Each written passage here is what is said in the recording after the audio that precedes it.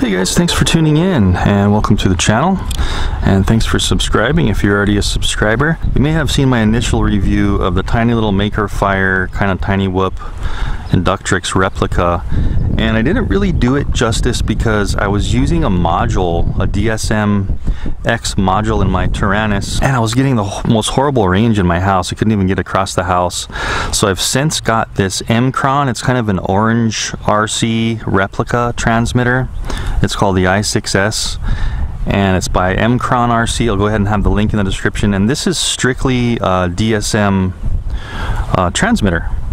So I found that I'm getting great range with this. I can go much further. I think it's how it was supposed to be intended.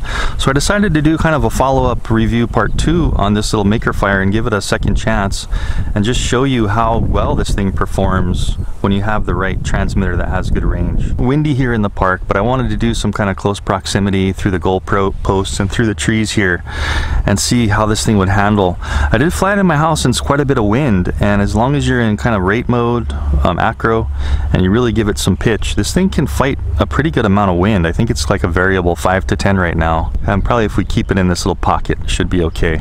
But let's fire this thing up and see how it does in a round 2. Let's slap on these Amway Commander goggles, these awesome goggles. Today I'm using the Menace RC right-hand circular polarized antenna with also a panel antenna. See how those guys perform.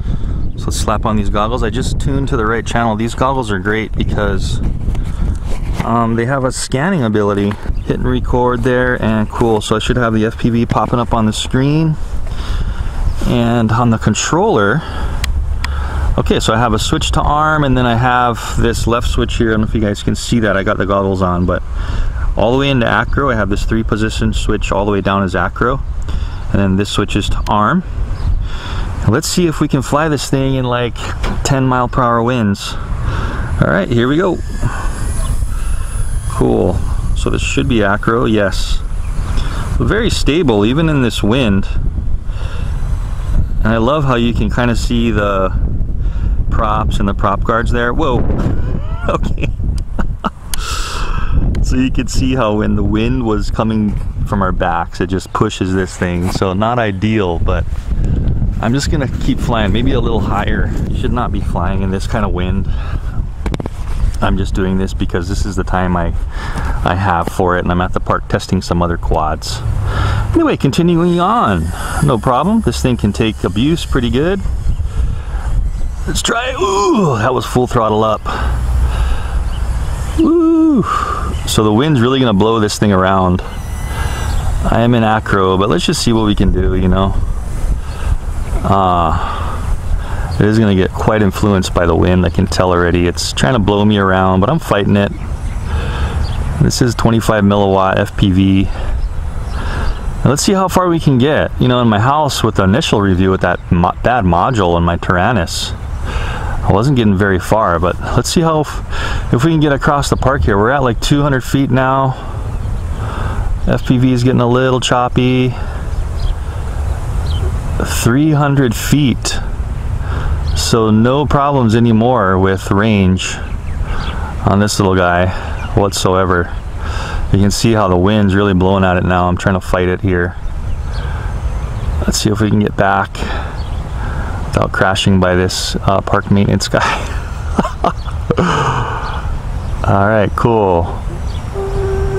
Hit the goalpost. Nice. Don't hit the goalpost, but okay, disarm. So just like that, you're not going to be able to break this thing unless you're like, gosh, maybe if you drop like 100 feet from the sky on the concrete. Otherwise, it just keeps going. Look at this. Keeps flying. Nothing's wrong with it. Let's try a little bit of close proximity. Hello. There I am, flying. So a little hard to do, like, I'm not going to really be able to thread the needle in this wind in between these tree branches and stuff, but maybe the goalpost. There we go. Through the goalpost. A little beep on the controller indicating for some reason the range got a little weird for a second there. Anyway, just continuing on, let's see what we can do. We can kind of do some close proximity flying through here, through the goalpost.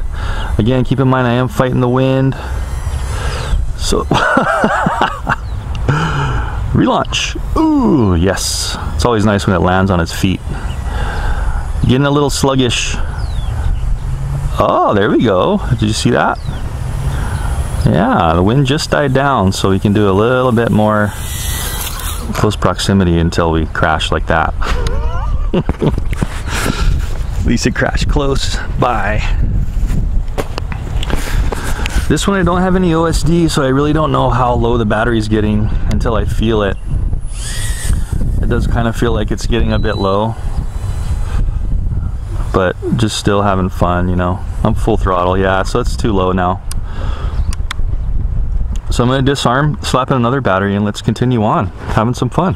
Okay, welcome back. Got another battery in here, and the thing about these things is the batteries only last like 4 to 5 minutes, but they're so small and cheap. It's so quick and easy just to swap the batteries out. And in this one, which is cool, just arm this, start flying. The cool thing about this one is the batteries really sit in this really easy because they have like this little foam you know, compartment that they just squeeze right into.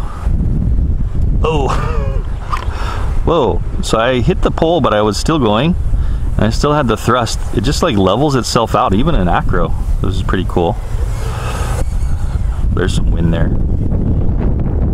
Wow, the wind's really picking up. Probably hear that in the microphone. So just trying to do jeez, trying to do some close proximity flying. You know, bear with me on the crashing, but especially in the wind, that's going to happen.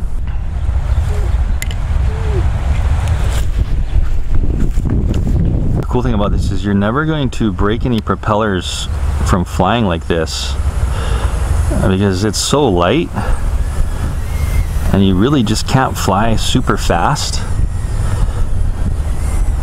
Okay, attempting to thread the needle here. Whoa! Almost. Let's disarm and then rearm and try to launch from right here under this tree. Yay! Oh! It's going crazy. And we're back. And it's gonna go kind of crazy like that if you're armed in acro mode, because it's just, since the props maintain their spinning when you're flying, it just thinks it's still in the air, so it's trying to, I don't know if it's trying to right itself or what. It probably shouldn't be trying to right itself in acro, but just gets a little weird. Let's see if we can punch it up. Oh, I was trying to get through that little hole. Well, let's see what we can do here. Oh, come on, get through this tree. Yes! Oh! Okay, I made it. Almost crashed, but made it through. See it going kind of fast. Yeehaw! So, you know what I'd recommend, guys? As you can see, okay, I just want to let you know that this thing is, people that are learning how to fly acro, this is the kind of quad that you want to totally have, again, in the wind. So I'm going to disarm it there. Let's go ahead and do like a little quick pros and cons, and I'll tell you why you want to have this kind of quad. Okay, cool. So you saw that kind of part 2 flight test, and you saw that it totally redeemed itself here with the proper controller. It had great range. I was able to get all the way across the park, not even a dropout at like 300 plus feet over there. That's way the heck over there. Had lots of fun with this little goalpost deal here, the soccer goalpost that has no net. Some fun in the trees there. And here's the reason why you want something like this. So as you could see, you can be a beginner. Of course, if you're a super beginner, you're probably going to want to get an RTF little toy quad just to learn on, and then move up to something like this, because this thing has it all. You know, you get a controller like this that's a little more advanced. You can configure the switches to, you know, attitude, which is self-leveling with no flips, horizon or ratitude, which is self-leveling but you can still start to do flips, or acro, where you're complete manual control. If you really wanted to start to get into like quad racing or something, something like this is the one to get. Now there are a lot on the market now, but this is very cheap and it's really easy to start with, and also you're not going to break it. You can see how much crashing I was doing, banging into the pole here, banging into the tree, flipping over, and the most you're going to do is maybe bend your antenna a little bit and just bend this thing back. And by the way, they come with the antenna here down inside of it, so I poked a little hole and just brought the receiving antenna up so you get better range. Otherwise the whole thing's stock. I did buy a few of these extra batteries just so I could have a bunch laying around, because you only get like 4 to 5 minute flight time. But as you can see, this thing, man, it's never gonna break. You know, like I said, unless you're dropping it from like 100 feet high onto concrete, you will not break this thing. And that's what's so awesome about these little guys. It does only have like a 25 milliwatt transmitter in here, but if you don't have much obstruction, you saw how far I could get, and then in the trees it's fine, no problem here, as long as you don't have much interference and stuff. And then again, you don't have to buy goggles like this. I mean, these goggles are, you know, up in the $300 range, but there's a lot of goggles out now that are $50 that will work with this thing. Once you surpass your toy grade quad level, you get something like this if you're getting into doing some kind of quad racing or something, and you can bounce this off of things. You can fly it pretty much wherever you want, because it's not going to hurt anybody. Nobody can really say, oh, you're going to kill me with that thing because you're racing a carbon fiber quad in my face. This thing won't, you know, it'll just bounce off of people, bounce off of things. So I'd really recommend getting something like this if you're starting to get into acro flying and you need to train. Of course, don't fly in wind like this if you really want to have good control, but this is just the time I had to do it in the wind. Anyway guys, I hope you really like that part 2 review of the little MAKERFIRE. It's a great little quad. I'm glad I got to revisit this with the proper controller and we could see just how well it performed. Anyway, thanks for watching, and don't forget to like, subscribe, and also if you have any questions or comments, put those down in the description comments of the video. And I will also have this link down in the description with what I'm using here in case you wanted to follow suit and get better at flying. Anyways, thanks for watching, and I'll see you in the next one.